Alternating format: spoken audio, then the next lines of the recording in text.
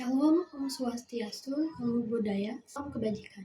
Pertama-tama saya ingin memperkenalkan diri. Nama saya Novita Patricia Putri dengan NIM 2430303070.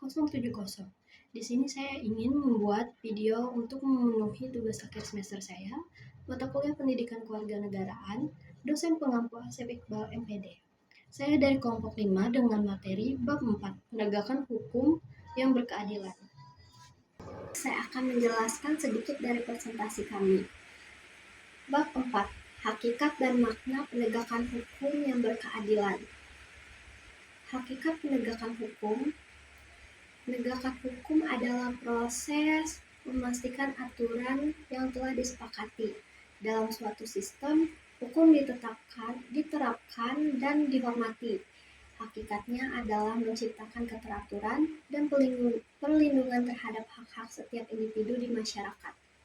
Dengan penegakan hukum, masyarakat bisa hidup dalam harmoni, menjauhkan diri dari konflik, dan memberikan keadilan bagi semua orang. Makna penegakan hukum yang berkeadilan.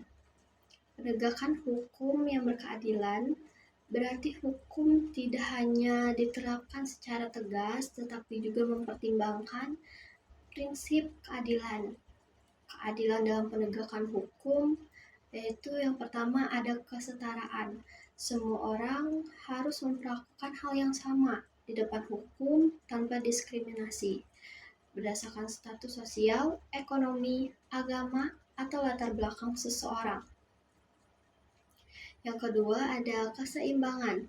Penegakan hukum harus mempertimbangkan kepentingan semua orang, pihak-pihak korban, pelaku maupun masyarakat. Yang ketiga ada kemanusiaan. Penegakan hukum dilakukan dengan tetap menghormati martabat dan hak asasi manusia. Yang keempat ada kepastian hukum. Hukum harus ditegakkan sesuai aturan yang jelas sehingga memberikan rasa nyaman bagi masyarakat. Penerapan penegakan hukum yang berkeadilan. Yang pertama, proses hukum yang transparan. Setiap tahapan harus jelas dan dapat diawasi oleh masyarakat. Yang kedua, ada hukum yang proporsional. Hukuman yang harus sesuai dengan tingkat kesalahan atau pelanggaran yang dilakukan.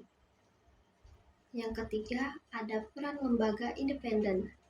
Penegakan hukum harus dilakukan oleh lembaga yang bebas dari tekanan politik atau kepentingan tertentu. Yang keempat, penyelesaian konflik secara adil.